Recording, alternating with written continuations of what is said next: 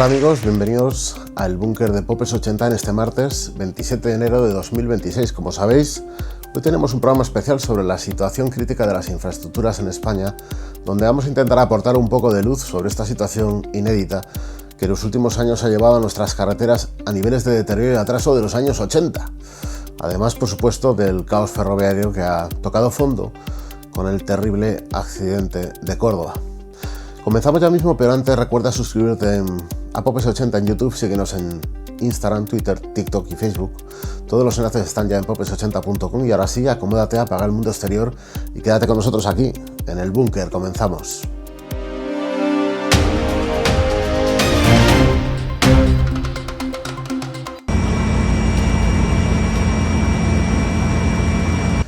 ¿Qué está pasando con las infraestructuras en España? Tenemos retrasos infinitos en los trenes, carreteras deterioradas, baches, socavones, maleza invadiendo la calzada o tapando señales, sobrecarga del servicio ferroviario, incidencias interminables en el tren y descarrilamientos, y ahora también el mayor accidente de la historia de la alta velocidad en España. Todo esto vamos a intentar detallarlo en este especial Billete al Colapso, y todo esto ha venido ocurriendo al mismo tiempo que se han disparado los impuestos y la recaudación.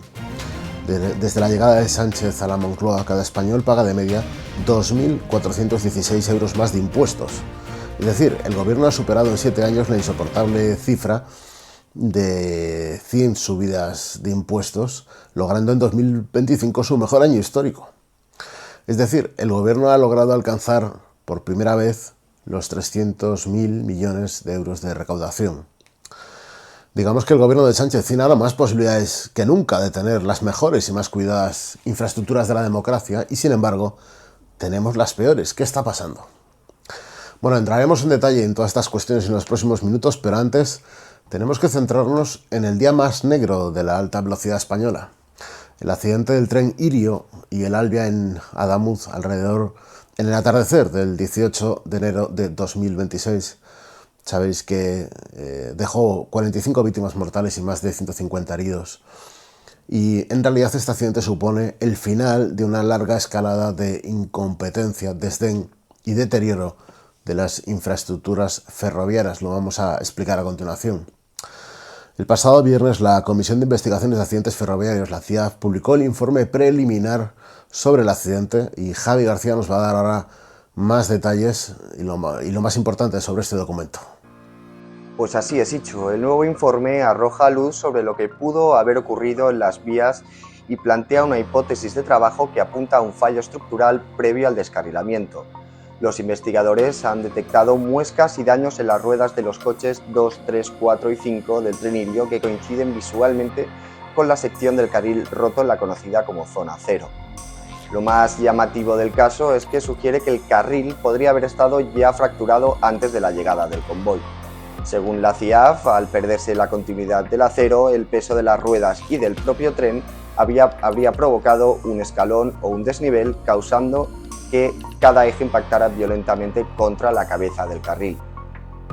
Esta teoría explicaría por qué solo las ruedas de los ejes impares, es decir, la primera de cada bloque o bogie, presentan estos daños. El impacto es tan rápido que el carril no tiene tiempo físico de recuperar su posición para golpear a la segunda rueda. Además, los técnicos han confirmado que el coche número 6 fue el primero en descarrilar por completo, posiblemente porque en ese punto el carril ya no aguantó más y se volcó lateralmente hacia el exterior. Pero el dato que añade más polémica al caso es que el tren siniestrado no fue el primero en sufrir estos impactos. La investigación ha revelado marcas compatibles en las ruedas de otras 3 composiciones, 2 de Irio y 1 de Renfe. Estos trenes habían pasado por Adamuz horas antes del accidente, concretamente entre las 5 y las 7 de la tarde. Esto refuerza la sospecha o la teoría de que la infraestructura estuvo comprometida durante gran parte de la jornada, o quizá mucho más tiempo. Por ahora estas conclusiones son totalmente provisionales, pero la CIAF ya custodia los registradores de los trenes y ha enviado muestras de las soldaduras y del carril a laboratorios metalográficos para determinar si el origen de la rotura fue un defecto de fabricación, de mantenimiento o de fatiga del material.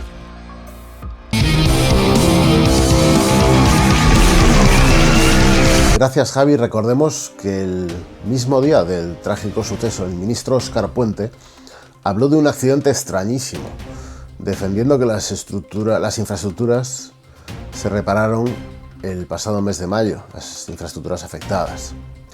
Los datos que presentamos en Popes 80 dibujan una realidad bastante diferente a la que ve el ministro. Lo que para el gobierno fue una sorpresa para expertos y usuarios fue solo una tragedia largamente anunciada. Como se ha documentado en bastantes ocasiones en los últimos días, el pasado mes de agosto el sindicato SEMAF ya había alertado del grave deterioro del corredor Madrid-Sevilla, llegando incluso a pedir que se redujera la velocidad a 250 km/h por los peligrosos botes y vibraciones que sufrían los vagones. No fue ni mucho menos la única voz de alarma. Esta semana hemos publicado una monitorización completa de redes sociales, de las principales redes sociales, en popes80.com, y en ella hemos detectado más de medio centenar de avisos claros y con pruebas de usuarios en estas redes desde el mes de agosto que fueron sistemáticamente ignorados. Desde ingenieros mecánicos advirtiendo sobre el riesgo de rotura por fatiga de los materiales sometidos a esos temblores, hasta pasajeros que documentaron en TikTok o en otras redes con sus propios móviles, grabaron vídeos con brutales vibraciones en trenes de alta velocidad de España, incluyendo ruidos metálicos, además de frenazos bruscos, y esto sin entrar a considerar el tremendo rosario de quejas por deficiencias, retrasos y otras incidencias en los trenes. Algunos mensajes resultan hoy escalofriantes, con ciudadanos prediciendo literalmente que ante la falta de mantenimiento el desastre era solo cuestión de tiempo. No quedará otra que preguntarse, ¿era este accidente realmente imprevisible o es el resultado de un sistema ferroviario que trabaja al límite de su capacidad y con un mantenimiento desigual?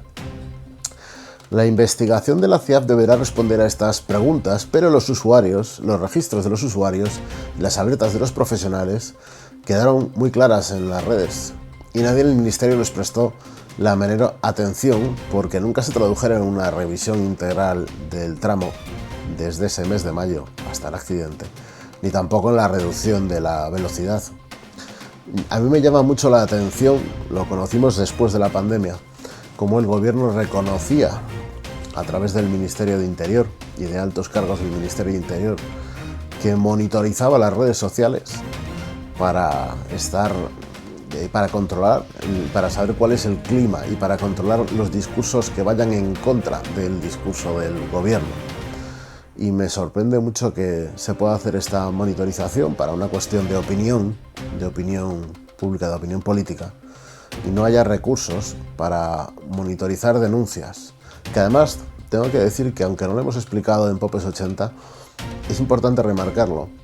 La mayoría de estos vídeos que han sido publicados en los meses atrás con los terribles temblores de la línea de alta velocidad, en particular en los desplazamientos entre Madrid y Sevilla, la mayoría de estos vídeos estaban acompañados por menciones directas a las cuentas oficiales de Adif, de Renfe o en su caso de los operadores que intervenían. Es decir, había esas menciones, con lo cual todavía es más incomprensible que nadie les hubiera prestado atención a un documento que no es opinable, como es un vídeo como los que hemos visto y los que veremos a lo largo de este especial.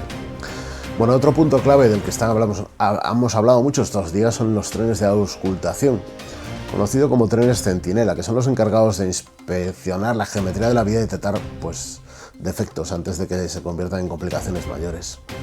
Según distintas informaciones, varios de estos trenes han estado parados o fuera de servicio y además en el tramo de Adamuz no consta una inspección reciente, al menos digamos de las últimas semanas o incluso meses, a través de estos sistemas.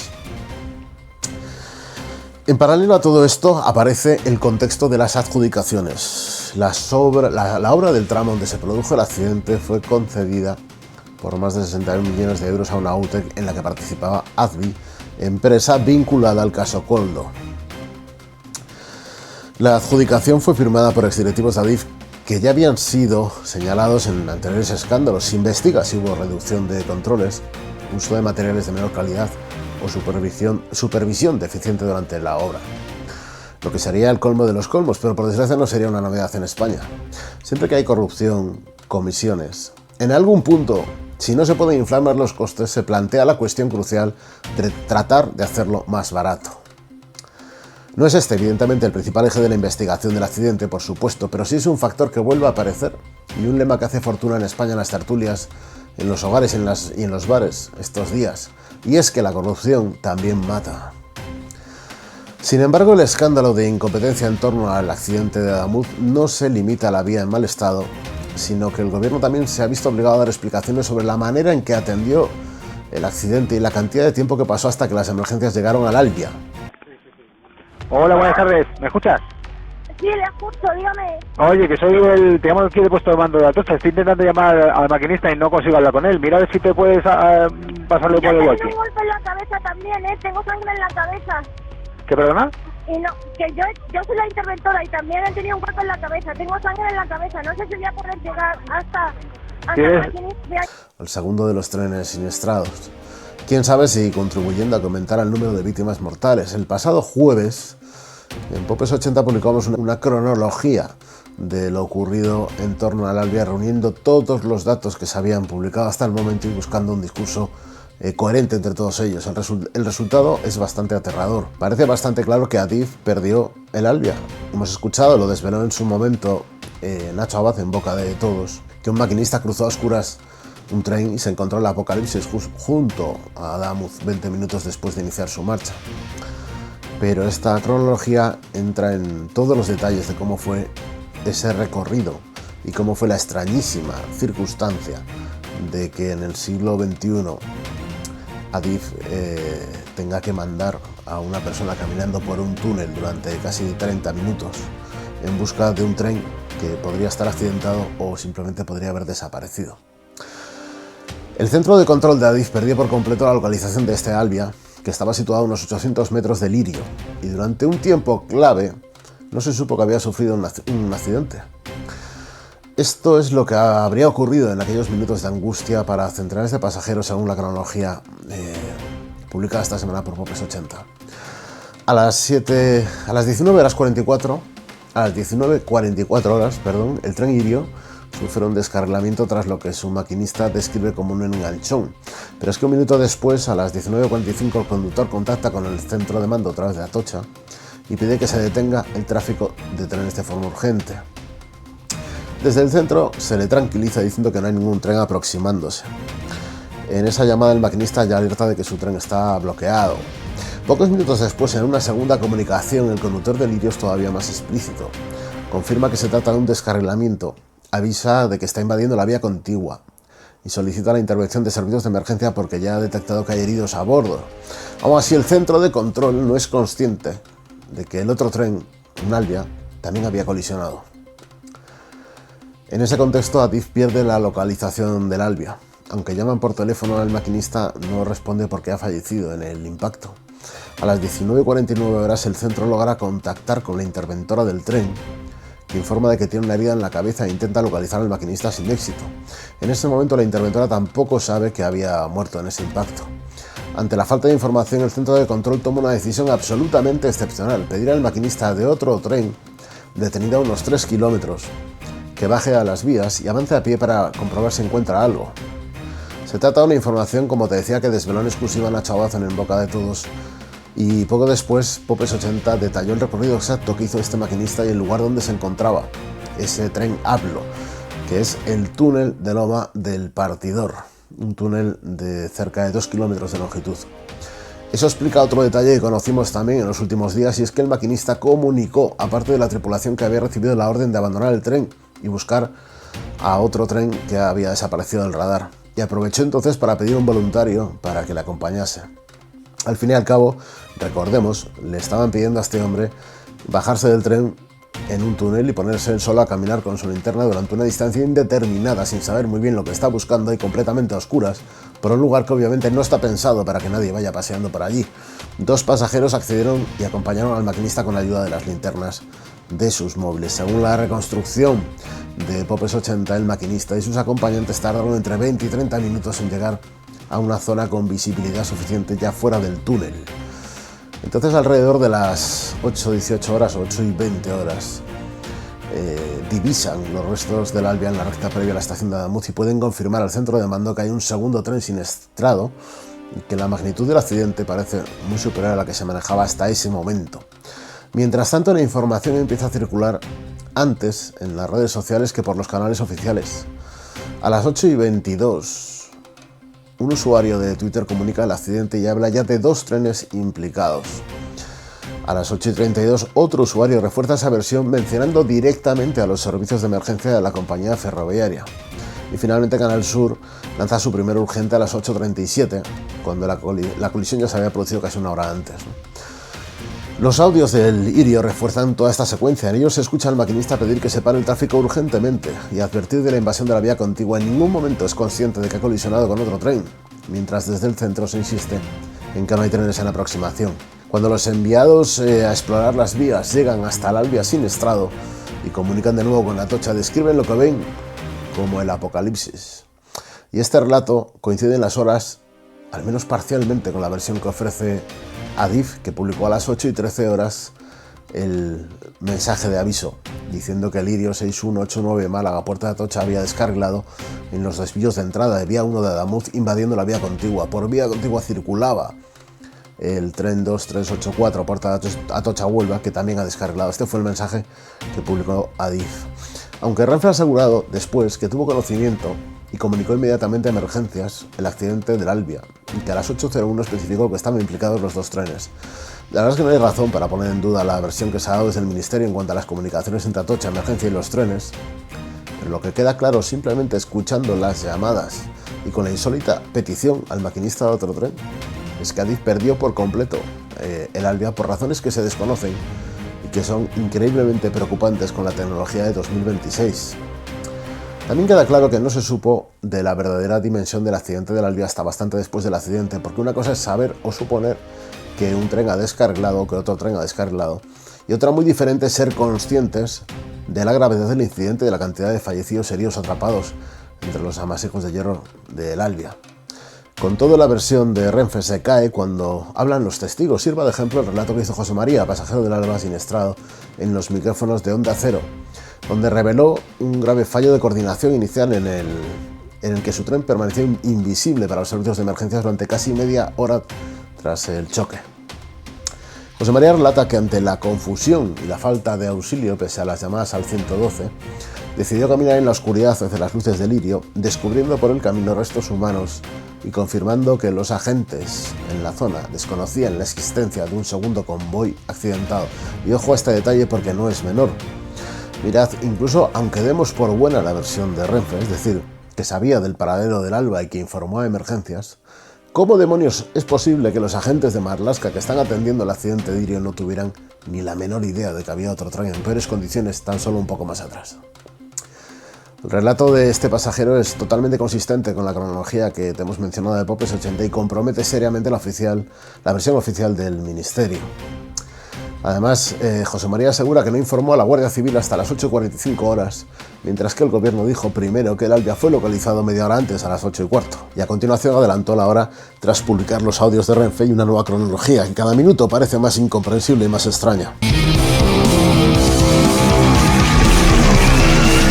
Ahora, al hablar de la situación crítica de las infraestructuras en España, la verdad es que no podemos ceñirnos al asunto ferroviario.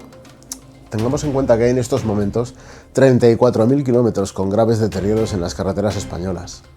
Baches, grietas, blandones y amenazas de derrumbe. Nos lo cuenta Javi García. Tal y como ha publicado Popes 80 esta semana, hay 2 indicadores coincidentes de la situación de abandono de las carreteras españolas. Por un lado, el demoledor informe de la Asociación Española de la Carretera, y por el otro, el análisis profundo de las denuncias de conductores y transportistas en redes sociales. Más del 52% de la red viaria está mal y 34.000 kilómetros necesitan reconstrucción urgente. Grandes corredores como la A6 en Lugo, la A52 de Castilla y León a Galicia o la A49 entre Sevilla y Huelva concentran denuncias de conductores que alertan de baches que destrozan ruedas, obras interminables y tramos intransitables que ponen en riesgo la seguridad. Aragón, Castilla-La Mancha y Galicia lideran el ranking de peor conservación, con tramos que llevan años sin intervención. Las denuncias en las redes no se quedan atrás. Recogemos coches reventados todos los días, reconoce el responsable de una grúa en Lugo. Sobre la misma A6, en la zona de Lugo, otros usuarios denunciaban el destrozo sistemático de ruedas y amortiguadores. Otros conductores han documentado deficiencias graves en la A49 entre Sevilla y Huelva y en la A44, además de los baches que afectan a la A5 en las inmediaciones de Madrid. Recordemos que no estamos hablando de deterioros y desgastes de menor importancia, que puedan solventarse en el futuro, sino de actuaciones que el Ministerio de Transporte debería acometer de manera urgente, porque ponen en serio riesgo la seguridad vial. Podéis acceder al informe completo sobre el estado de las carreteras en popes80.com.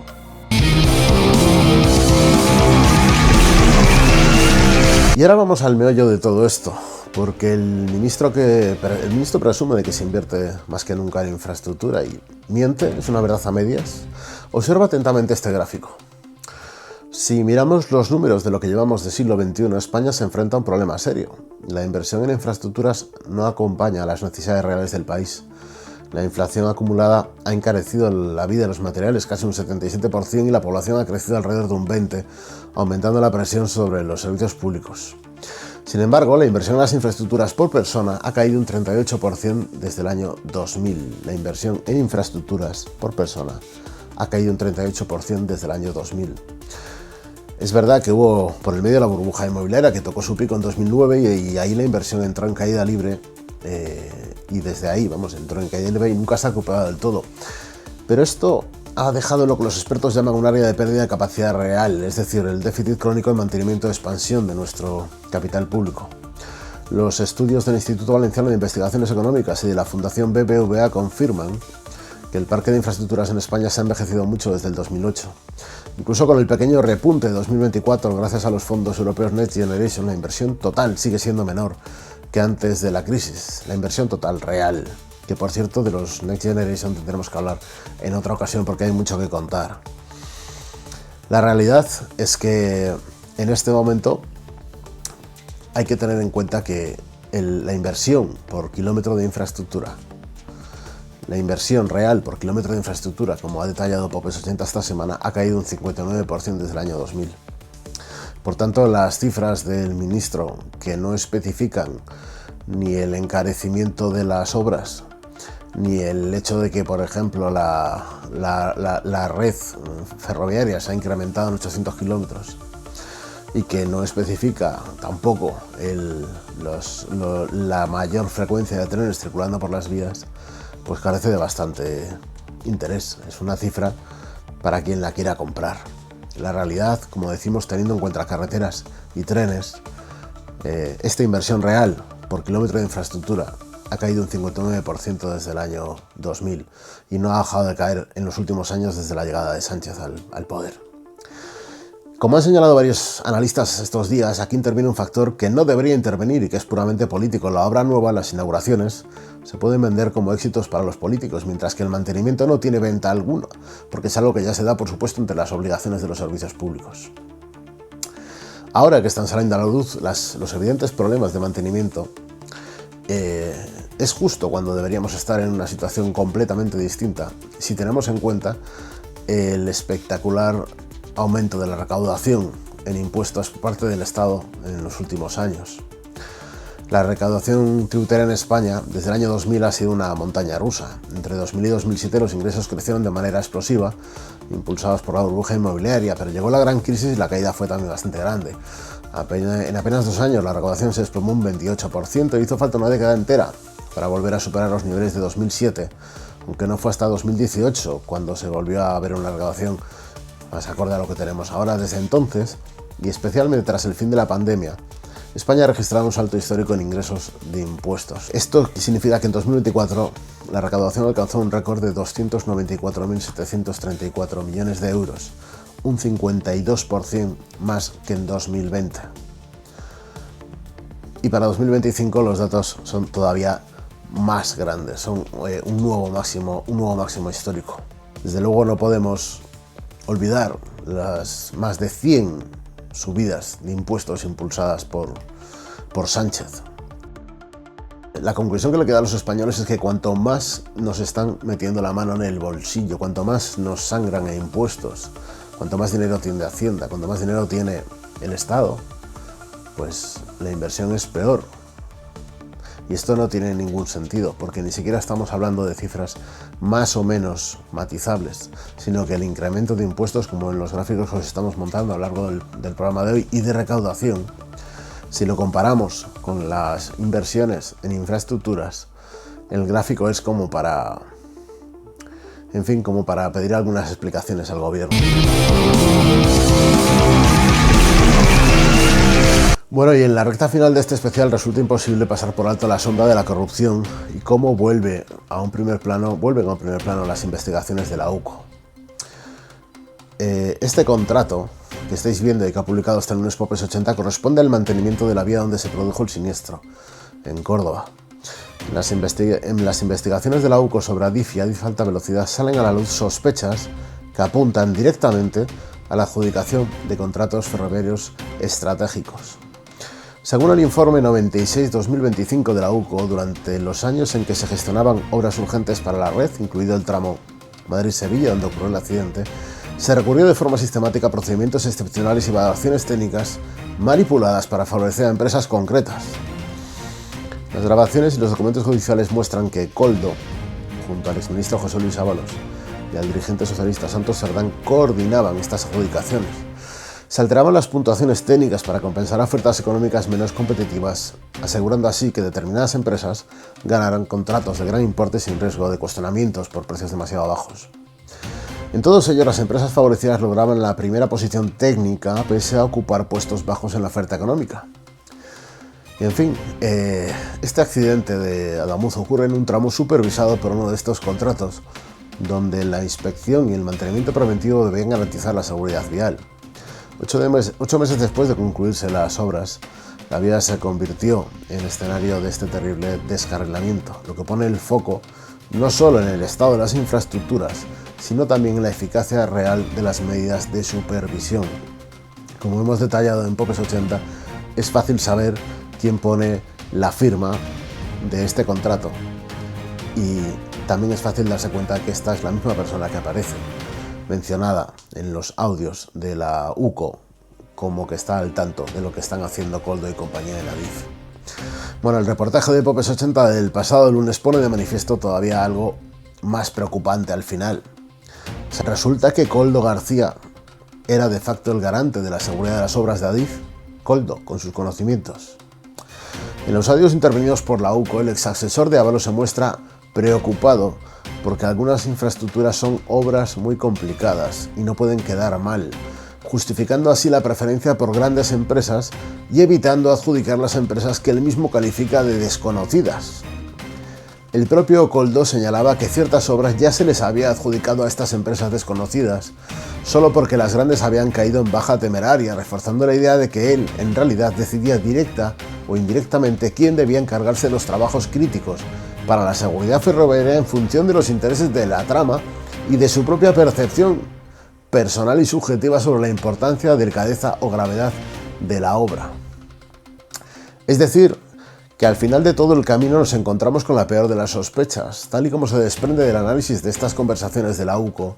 En la trama corrupta del gobierno de Sánchez, las decisiones trascendentales sobre adjudicaciones en obras de máxima importancia para la seguridad de los conductores de las carreteras y de los pasajeros del tren, las tomaba al final Koldo, el portero de un puticlub, según sus sensaciones en cuanto a la obra y a la importancia de que quedara bien o si podría darse por buena algún tipo de chapuza.